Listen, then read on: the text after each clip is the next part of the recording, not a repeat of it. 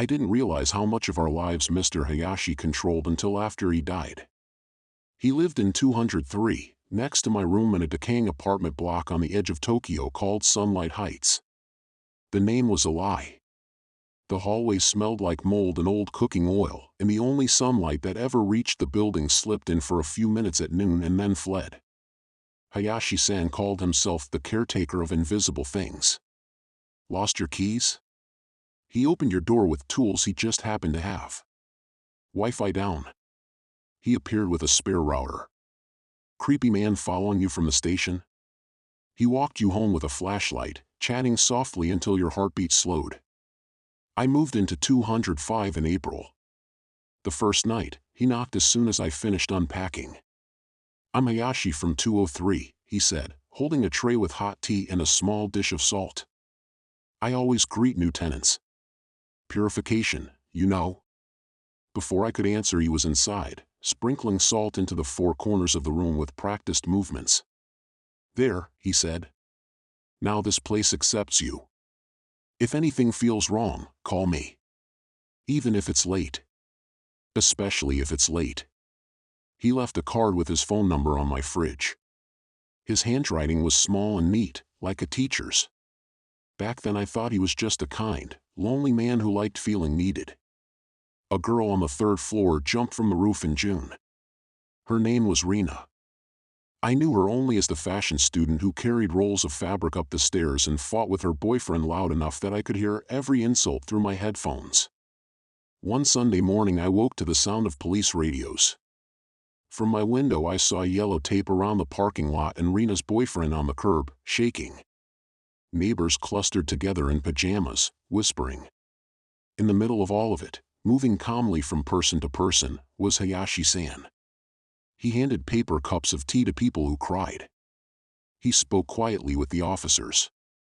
He told the manager what to say to the other tenants.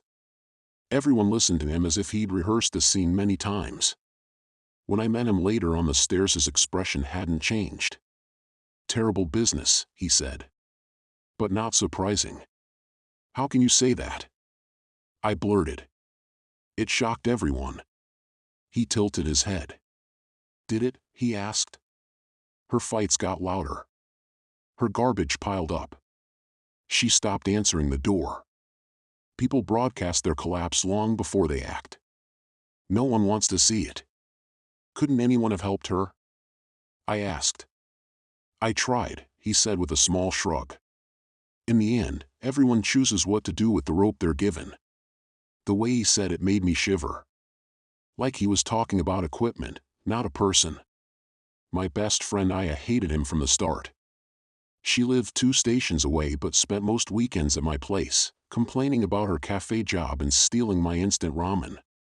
That old guy gives me a bad feeling, she said after he left my room one evening.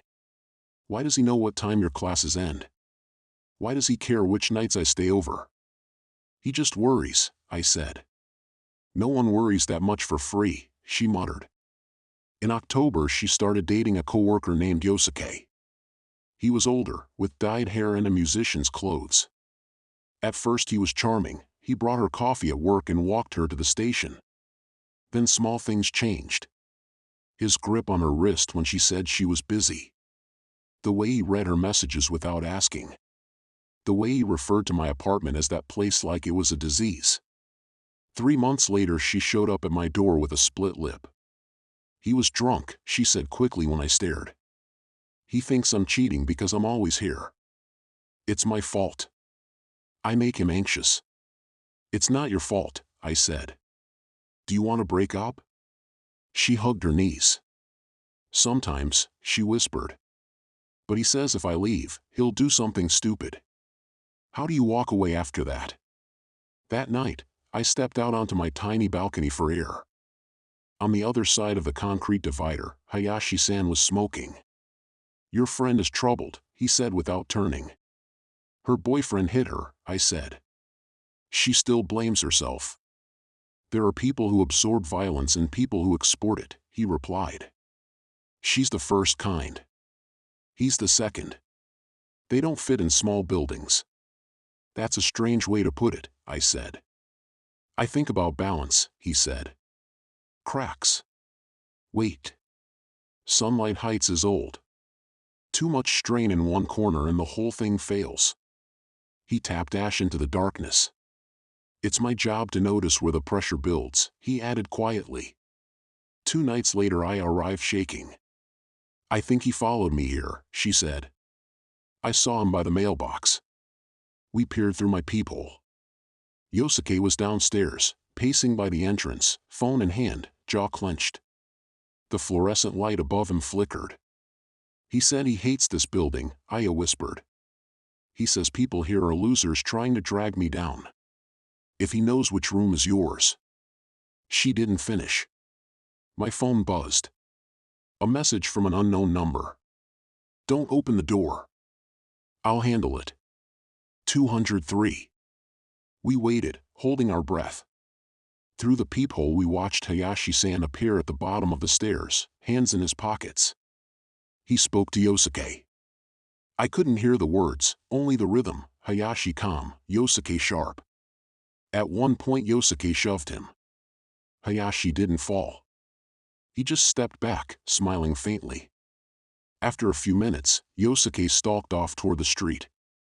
Hayashi looked up at our floor as if he could see through the door. A message arrived, you and your friend should stay in tonight. Some pieces don't belong in this structure. I showed Aya the screen. She went pale. What does that mean? She whispered. I don't know, I lied. Yosuke disappeared 3 days later. He stopped showing up at the cafe. His bandmates said his social media had gone blank, his account names changed or deleted. The manager told Aya he had quit by text. He wouldn't leave quietly, Aya said, pacing my room. He'd have to blame me first. He always needs someone to hurt. Maybe he ran from debts, I said. Or another girl. She stared at the wall. Or maybe this building ate him, she whispered. I had no answer. That same afternoon a notice appeared in the lobby. We regret to inform you that Mr. Hayashi of Unit 203 passed away suddenly of a heart condition. Most tenants were surprised. I wasn't. It felt less like a random death and more like a scale tipping. Without him, Sunlight Heights changed. The married couple downstairs started screaming again. The hallway grew trashier. Doors stayed unlocked. The invisible net that had caught everything before it reached the edge was gone. Or so I thought. One evening, coming home late, I found the door of 203 propped open. Inside, the room was almost empty. No furniture, no curtains. Just pale outlines where pictures had once hung. Near the sink lay a small metal key with a plastic tag. 205, it said in neat handwriting. I picked it up, heart pounding. You're not supposed to be in here, a man's voice said behind me. I turned. He wore a gray suit and an expression that was neither friendly nor hostile. Only his eyes looked alive. I'm from the management company, he said. We're clearing Mr. Hayashi's things. You must be the student in 205. I nodded slowly. He kept keys for everyone, the man went on. Not officially allowed, but the company overlooked it. He was very good at reducing incidents. Incidents? I repeated. Police visits. Complaints. Tenants who caused trouble for the building's reputation. He glanced around the empty room. He watched people. Sorted them. Moved unstable pieces away before they cracked the walls. My mouth felt dry. Did he move Yosuke? I asked. The man smiled faintly. Your friend's boyfriend, he said. The one with a history of violence? I'm sure the city has many places a man like that can fall. Construction sites. Train tracks. Stairs. Maybe he simply chose one. That doesn't answer my question, I said. I don't have to answer, he replied. I only have to keep Sunlight Heights standing. He opened his briefcase and took out a small black notebook. Hayashi left this for us, he said. His ledger. Names, room numbers, notes. Everyone graded like school tests: harmless, useful, dangerous. He flipped it open. Aya, he read. External, emotionally unstable, strong attachment to 205. High risk of self-harm if abandoned. Candidate for transfer if stress continues. I felt sick. Transfer, I said. You mean like Rena? Like the others? He closed the notebook. The building doesn't care about individuals, he said. Only balance. Some people are cracks. Some people are glue. Hayashi was glue. The question is whether anyone will replace him. He looked at me. He thought you might, he said. You notice things.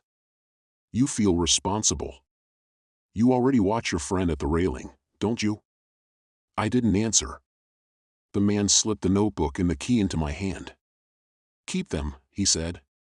Or throw them away. Either way, the building will decide what to do with its weights. But if you keep them, you might see the pattern before it reaches the roof. He started to leave, then paused. And if you hear Hayashi walking at night, he added, that's normal. Patterns echo. Then he was gone. Aya knocked on my door at 3 in the morning a week later. I had a dream, she said, eyes unfocused. Yosuke was in the stairwell. He said he's still falling. He told me it will stop hurting if I jump after him. She laughed weakly. When I woke up I was on the balcony, she whispered. 1 foot already on the rail. I pulled her inside and locked the door. We sat on the floor in the dim light of my phone. The building creaked around us, pipes rattled like distant footsteps. I'm scared of myself, she said. And of this place. It feels like it's waiting for me to make one stupid move. In my pocket, the notebook pressed against my leg like a small, patient weight. I opened it. On the final page, in neat characters, was Aya's name. Beside it, a blank space. Underneath, in a different pen, one last line. 205 will choose. The pen in my hand shook. If I did nothing, the building, or the city, or Yosuke's ghost, or Aya's own despair, whatever name you give that kind of gravity, would pull her toward an edge. If I did something, I might become another Hayashi, another person who decided which lives were too heavy. Please don't let me do anything stupid, Aya whispered. I thought of Rena on the asphalt, of the programmer led away under a blanket, of Yosuke pacing under flickering light. Someone had chosen what to do with them. Maybe the building. Maybe Hayashi. Maybe both together. I pressed the pen to the page beside Aya's name and wrote a single word. Protect. Ink soaked into paper. Somewhere in the walls a soft crackling sound ran along the pipes, as if something old were adjusting its weight. Aya didn't hear it. She leaned against my shoulder and finally fell asleep. In the corridor outside, faint footsteps passed my door, steady and familiar, heading toward the stairs, like a patrol continuing on a route it had always walked.